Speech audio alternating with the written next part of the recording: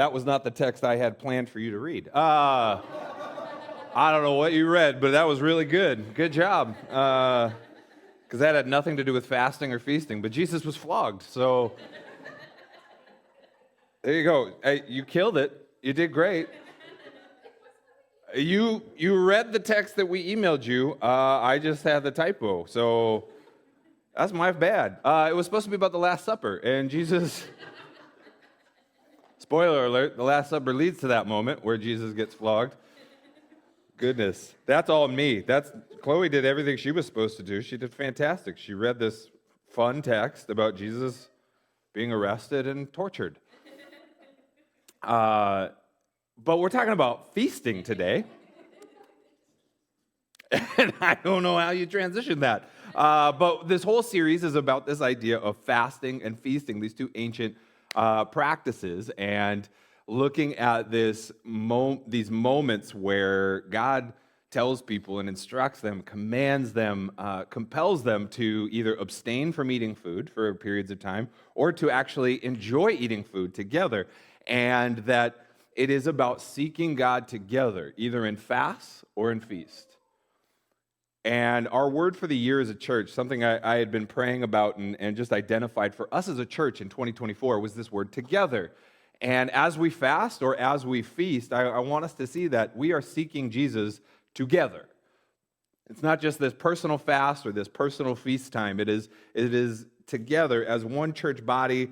Even if we physically can't be in the room together, we are in one heart moving forward towards Jesus and engaging in these practices that we don't always often talk about. And we talked about fasting for the last 2 weeks and how it breaks us down and it builds us up. And I could do a few more weeks on fasting, but it's just making me really hungry. So we're going to transition.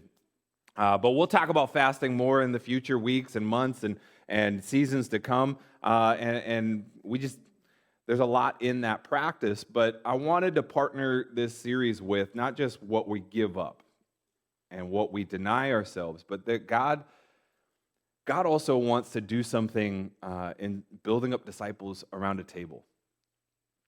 Not just in our self-denial and those practices of fasting, but as we feast, we can actually be drawn closer to Jesus. We can engage in our faith in a different way. And if we spend a lot of time on fasting, some of us might develop this theological misconception that food is evil and wrong and bad. And food is not evil, wrong, or bad. Food is very good. Think about the God that we worship. He created flavors, created your taste buds. He knows that food tastes good. That's the God we worship. So the same God that says there is something to be gained by denying ourselves food also says there's something to be gained by eating said food and enjoying that food together with other people, right? And he knows that food brings people together. And our God is a God who likes to party. Jesus himself got mischaracterized as a party animal, right? You have John the Baptist, who is fasting and eating locusts and living out in the wilderness and seen as this like hyper-spiritual dude. And then you have Jesus at the same time, and this is the way Jesus is described in Matthew 11:19. The Son of Man, on the other hand, feasts and drinks, and you say he's a glutton and a drunkard and a friend of tax collectors and other sinners. Like, that is the reputation of Jesus, right? We all talk about how much we love Jesus and we follow Jesus and Jesus is amazing. And yet, in his time, the Yelp reviews that he would have been getting are what? He's a drunk. He eats too much. How does a guy that is a carpenter, doesn't have a house that he can go live in, right? Because Jesus said, I don't have a house to go, I don't own property anywhere in Jerusalem or anything like that. Right? He's homeless. How does a homeless carpenter get known as a glutton and a drunk? Guy likes to party, right? He's hanging around people. But beyond that, it's not what we think of this out-of-control, wild partying.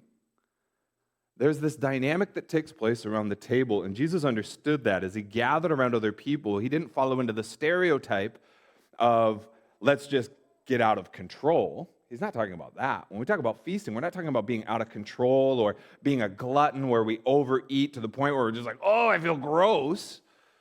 But we're talking about the communal element that takes place around the table. And Jesus understood that it's feasting with a purpose. It's eating together with other people for a reason. And when we feast, it causes us to look in two directions. One direction is to go backwards. When we feast, we're going to look back.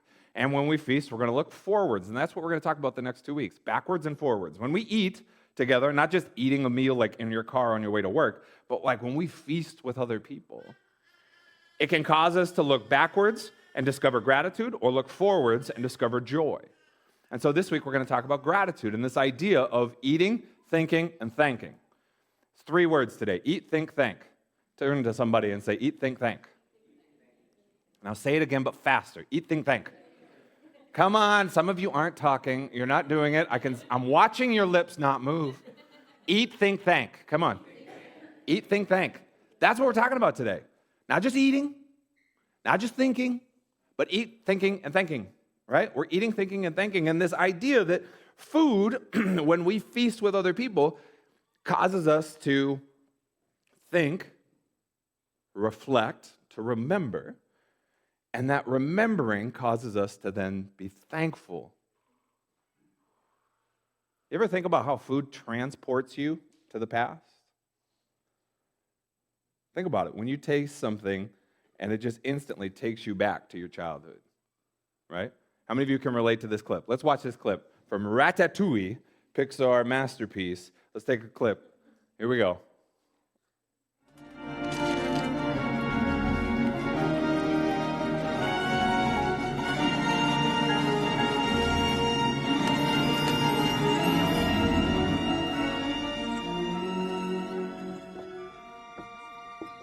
Ratatouille? They must be joking.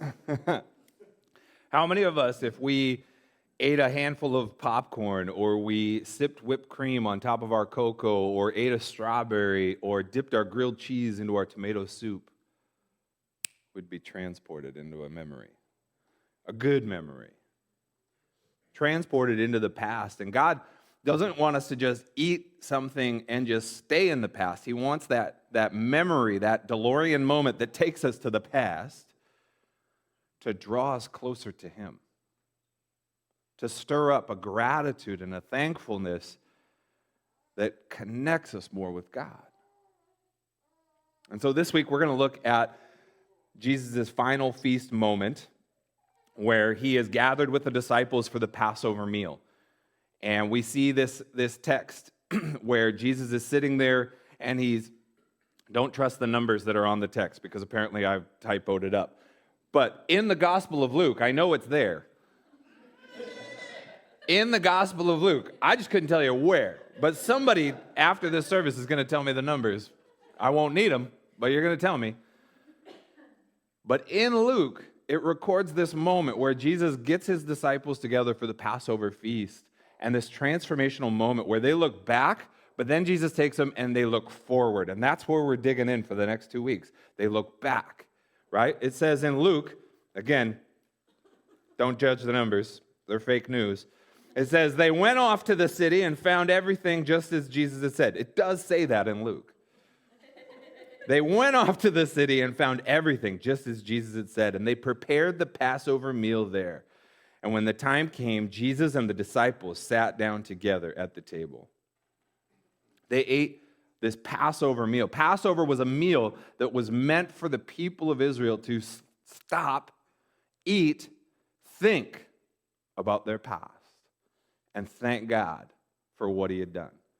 It was a meal that helped them remember how they escaped out of slavery in Egypt, back under the oppression of Pharaoh, and while they're living in Egypt in slavery, and you guys know the story of Moses leading them out of slavery and through the Red Sea and all of this, right?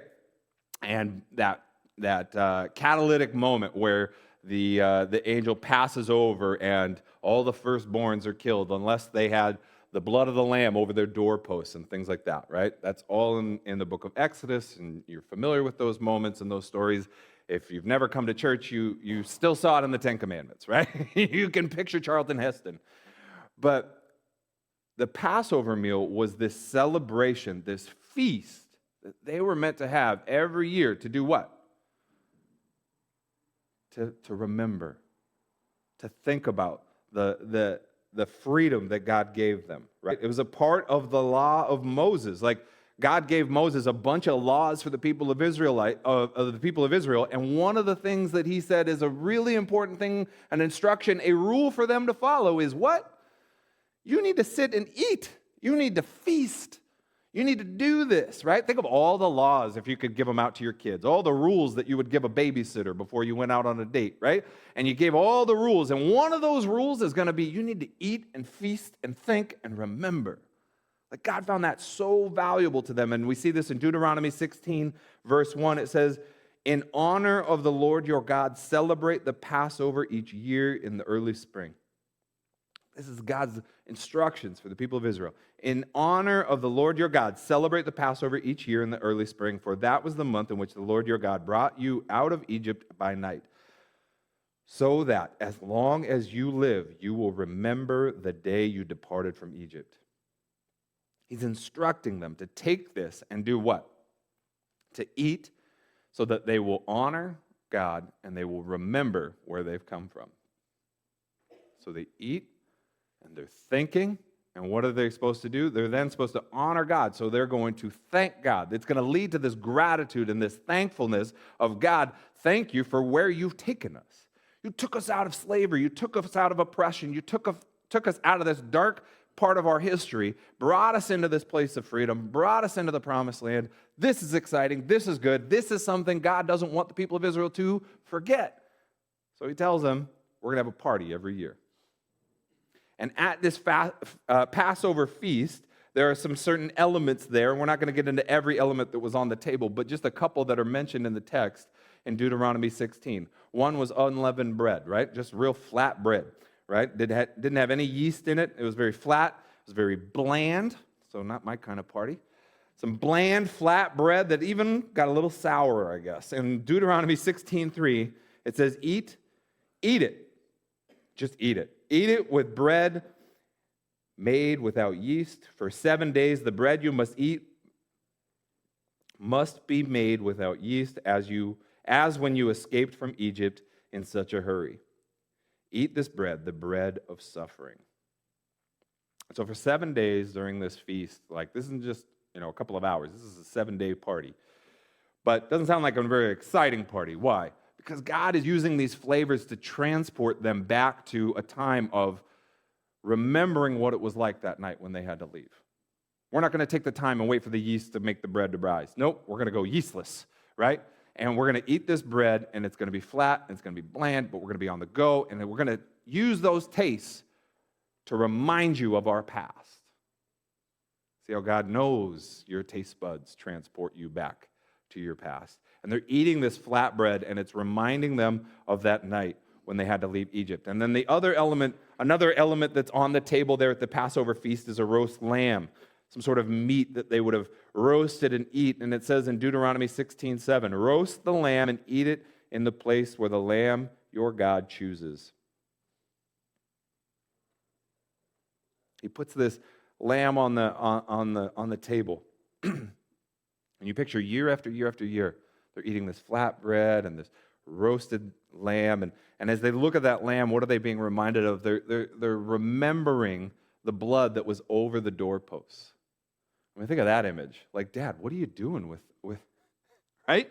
My kids ask me all the time, like, what am I doing when I'm mowing the lawn? Or why are you putting, grass seed out? Or why do we do our dishes this way? Or whatever. Why do we wash our dishes to put them in the dishwasher, sort of a thing? Right? The kids are always curious and asking types of questions. Imagine that night when they're like, well, we're going to put some blood over our doorposts. Why? And explaining that this was the instruction of God, that this is going to signify God's people, is the blood is going to cover over their home, and that is going to be the symbol of his people. And so when that lamb is on the table, it's not just, well, we needed to eat some protein.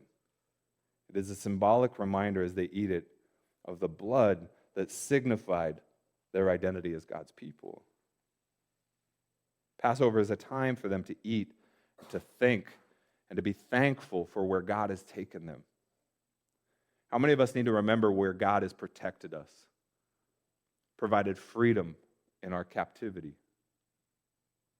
We're going to talk next week about this moment at the Last Supper where Jesus takes this Passover meal and then he kind of upgrades it, looks forward with it, takes those same symbols and imagery of the unleavened bread and the wine that was on the table, and he takes that imagery, and we know how he updates those images for the new covenant that he came to bring. We're going to talk about that next week and looking forward when we feast together. But Jesus is sitting there at the Passover feast with his closest friends, and these elements are on the table.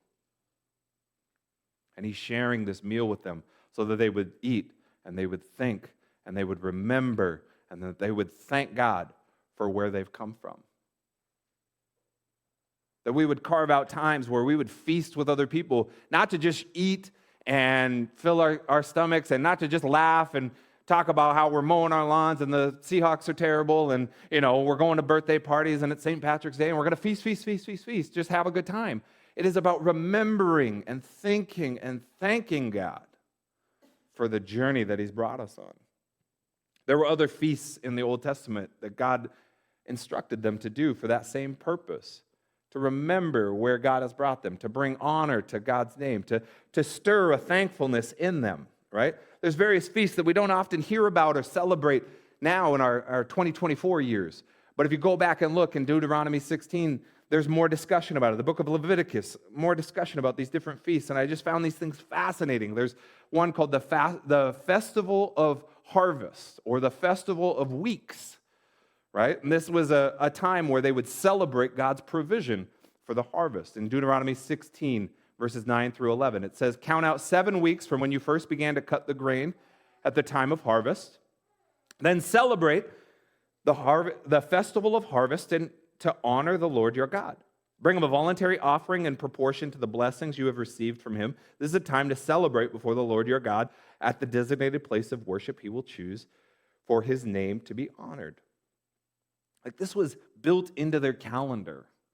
We're going to plant and we're going to harvest and we're going to grow crops and all of this, but then 7 weeks later, what are we going to do? We're going to take a portion of that and give it back to God and celebrate.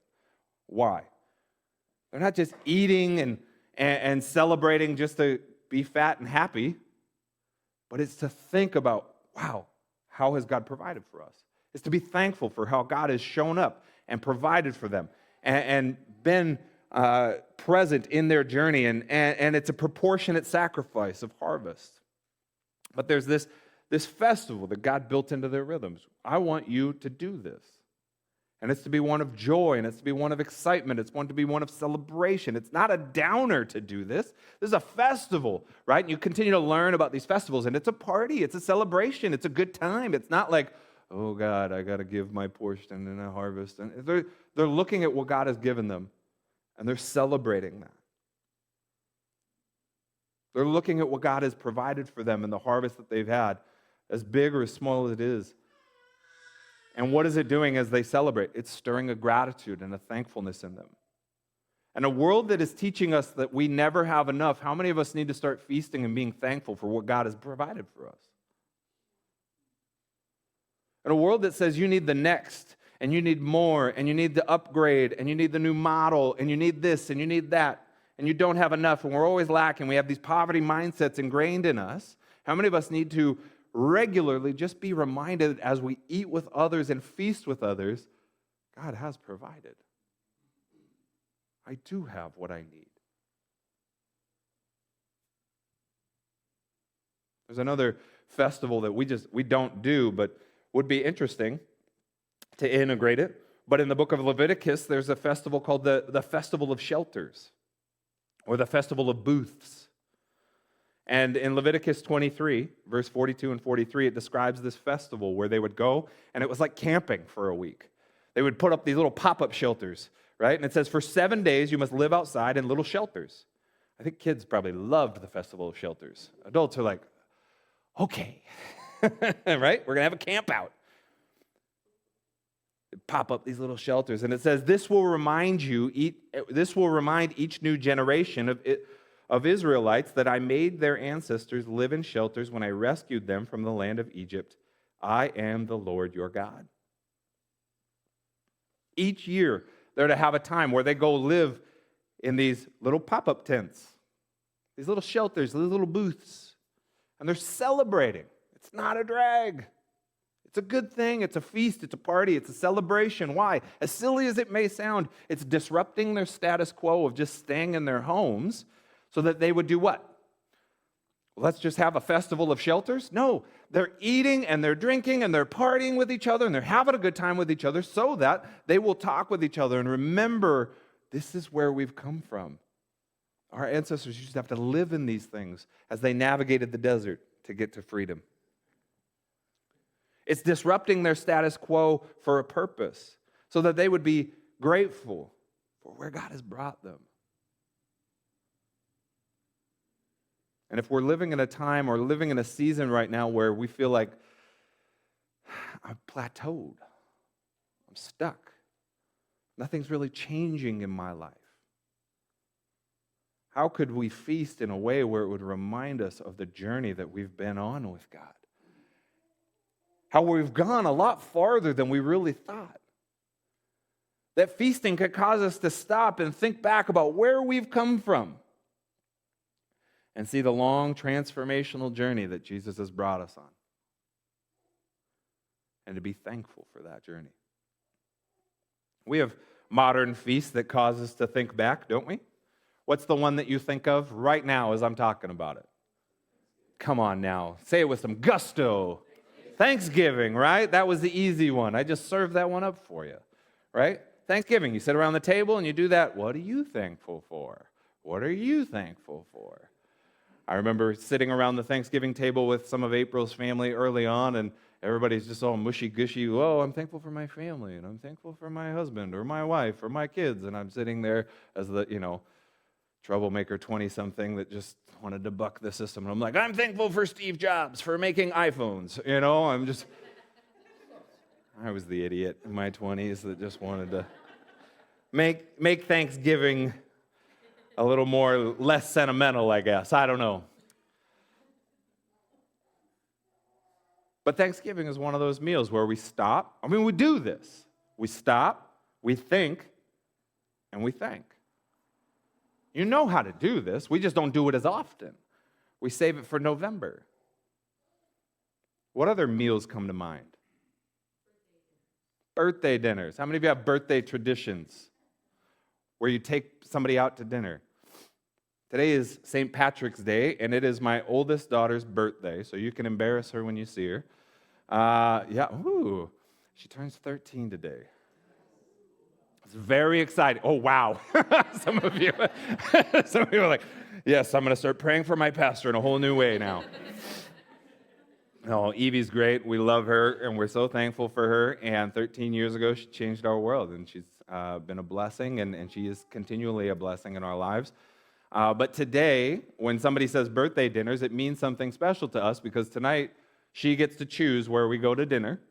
And while we sit at dinner, this is the Nault tradition, and so you can totally steal this, is we sit there and we ask what are called birthday questions. And this is no set of questions. It's just every question we ask is directed towards the birthday person. No one else can answer the question, and this drives the other two kids nuts because they want to answer these great questions. So it could be, and everyone around the table has to ask these questions, right? Because we're eating and we're thinking and we're pondering, but it's that person. We're celebrating that person. How many of you have gone to birthday celebrations and nobody actually talked to the birthday person, right? It's like, oh yeah, it's your birthday. Yeah, thanks for having dinner, And you're at somebody's house and it's like, oh yeah, it's somebody's birthday. That's right. No, it's an intentional feast for our family where we get together and we feast together. We eat something that they love. That we're going to go to a restaurant that they want to. And when my kids are young, you know where we went for their birthday feast? McDonald's. We feast like kings off that dollar menu. Not excited when they get older and they're like, I want to go to Cheesecake Factory. I want to go to Canlis in Seattle on Lake Union. No, we ain't feasting like that. But we eat what they want to eat, and we remember their year when we ask them, what was your favorite movie of the year, and what was a song you discovered, and what's your favorite color this year? Because sometimes when your kids are young, it changes, right? And what is a new talent you discovered about yourself this year, and what is something that God's taught you about your life this year? And you're just asking them to think and ponder and reflect, and it's all directed at them. They are in the special seat. They get to answer the questions. They are the guest of honor in that moment. And it's all a celebration of that person and as hard as it is, the rest of us the only thing we get to do is ask questions. But it's all about them remembering, and we get to celebrate with them the journey that God has brought them on that year. As silly as some of those questions are, and believe me, my 7-year-old son's questions are not the deepest, most inquisitive Katie Couric investigative reporting type of questions. It's like, Evie, what's your favorite color again? What's your favorite pizza topping from Papa John's? Is that different than Pizza Factory? Yeah, it could be. Could be in Mav's world. Could be. But it's all directed at that person. And it's all directed at celebrating them and their highlights, their faves, their trends. There's feasts where we come together and we think and we reflect, but we don't just live in the past. We're meant to be thankful. Jesus does this at the Lord's Supper, at that Last Supper time, that his final feast. He takes the Passover feast with his friends, and he causes them to remember, and he looks at the bread, and as he's shifting their focus forward, again, we're going to talk about that next week, but as he's shifting their focus, one thing he says that gets quoted all the time during communion, he took some of the bread, gave thanks to God for it. He broke it into pieces and gave it to the disciples, saying, "This is my body, which is given to you. Do this in remembrance of me." Again, we know it's in the Gospel of Luke. But he says, do this in remembrance of me. Jesus wants them to remember the journey he's taken them on. Remember the sacrifice that he's about to make on the cross. Remember his love. Remember his endurance. Remember his pain. How many of us need to remember the love that God has shown us this last year? Or along our journey from when we first met Jesus to now? And just remember how much Jesus loves you. You see, when we take communion, it's that time for us to remember that. And not just live in the thoughts of what happened, but it's supposed to remember and it's supposed to stir us towards thankfulness. Because remember in that Deuteronomy passage when we're talking about Passover, it's not just about thinking about the past, it's about honoring God in that meal, right? Remembering what God did, but honoring him. And we honor him when we're thankful, when we celebrate, when we praise. When our thoughts shift from just what God has done to, God, thank you for what you've done, right? That appreciation, that thankfulness, that gratitude is a way that you and I can honor our God. And we're meant to honor God in these feasts. We're meant to gather around the table with other people and lift God up. And that's what draws us in. It's different than any other meal that we might gather around, right? A Super Bowl feast or a 4th of July barbecue or a birthday meal even sometimes. It's this feast where we gather together to be thankful for what God has done in our lives, for the journey that God has taken us on. We aren't just living in the past and wishing for the glory days. Sometimes that happens. We aren't looking at the past and wishing we could just copy and paste it into today. Oh, I wish it was more like this. No, it's a thinking back to the past and being grateful for where God has brought us. And that attitude of gratitude is something I think we all want. We want to be grateful people. And if we think about it, gratitude helps us from being negative. the more grateful you and I become, we become less jaded and cynical and hopeless about the things of today and negative about what's going on today. I want to be a grateful person because I don't want to be a cynical, jaded person, right? So stopping to think about where God has brought me helps me to not look at my life and be, meh, what a bummer. Being a grateful person helps me from becoming apathetic and complacent, from just giving up. But taking time to intentionally break bread with people and feast and be thankful for what God has been doing in my life allows me to shift out of being apathetic to becoming more grateful and thankful of saying, God, you are alive. You are real. You are good. That gratefulness keeps me content. I'm less like a grown-up toddler just whining about what God hasn't done. But when you're grateful, what do you start to do? You start to notice the things that you would often glaze over or miss over or skip over. When you stop to think and become grateful for what God has done and how He's shown up and how He's shown you love and how He's provided and how He's been with you and faithful in these different moments, you become content with where you're at. That Feast of the Harvest was a feast of contentment as well as gratitude. Gratitude helps me become more God-reliant than self-reliant. If I'm constantly thanking God, who is getting the credit for what's going on in my life? God is. If I'm constantly saying thank you to Jesus for what has been going on in my life and the journey I've been on and the highlights and the movement and the provision and the sacrifice and all of those things, I'm more God-reliant than I am Sean-reliant. I'm more God-reliant than I am self-reliant. And so gratitude is going to help that refining process. Just as we talked about the last 2 weeks, how fasting helps refine us into the disciples that Jesus wants us to be. Feasting is not to be ignored either. Feasting, think about it. If we become more grateful people, are we more holistic disciples? More God-reliant, more grateful, more content, more joyous,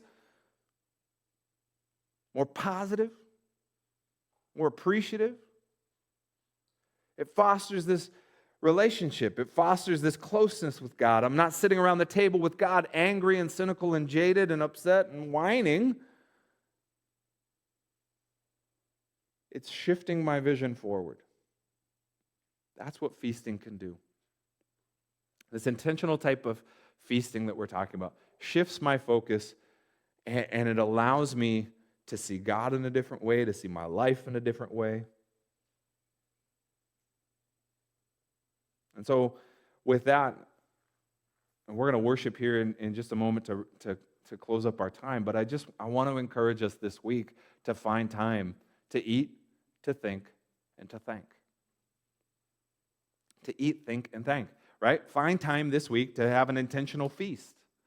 And maybe you'll join us don't join us Thursday. Join us Wednesday for our fast and feast day, where we're fasting all day and giving up food and abstaining from that and praying and intentionally pursuing Jesus in that time.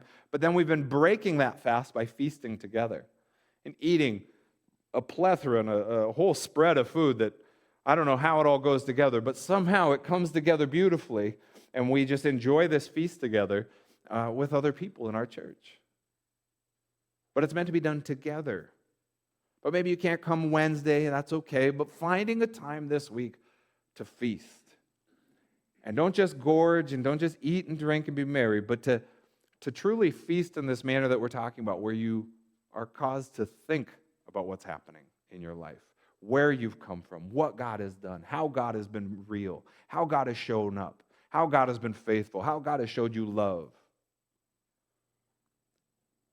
There's an ancient prayer called the prayer of examine, and it's encouraged to do that, sometimes as often as once a week or something like that, where you just take time and you're just in a prayerful state and you're just thinking about your week and how God has shown up in your life, answered your prayers, what's given you hope, how's He encouraged you, what's God been saying to you. It's this prayer of examination, and I just think these feasts are meant to mirror that idea of we're sitting around the table with other people, examining our lives, examining our journeys, hearing other people's stories, hearing other people's journeys, and taking that and saying, let's thank God for where we've been.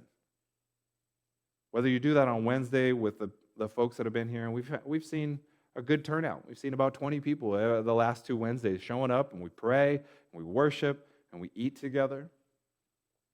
But if you can't make it then, maybe next Friday or next Saturday, you just take time and I'm going to go eat. I'm going to intentionally take this time to stir thankfulness in my life. I'm going to stir thankfulness in my heart. Because I want to be a follower of Jesus that overflows with gratitude, overflows with that thankfulness. I want to be an appreciative child of God, right? And I think we all do. So I want to welcome the worship team up, and we're gonna just worship and reflect on these ideas, and maybe just think about your week.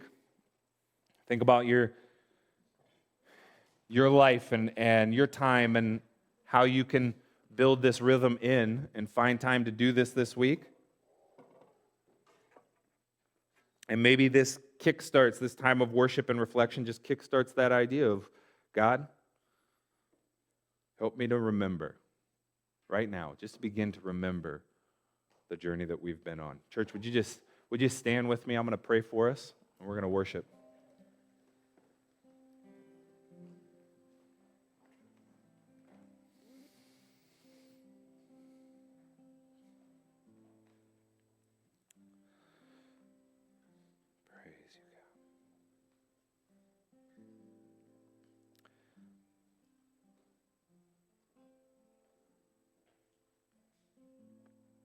God, I thank you that you understand what can happen around a table with other people. When we share a meal with others, life change can take place. And you built that rhythm into our lives for a reason. And I pray, God, that you would stir in us to be a church that overflows with gratitude, that we would be thankful. But right now, some of us just need eyes to see the journey that we've been on, to see how you've shown up, to see how you've been real, to see how you've been speaking and moving and acting in our lives. That God, you are alive, and we worship you with everything that we are. Thank you, Jesus. Give us eyes to see, ears to hear, because God, we long to have our heart beat within your rhythm, to beat within with your heart. Love you, Jesus. Thank you for loving us.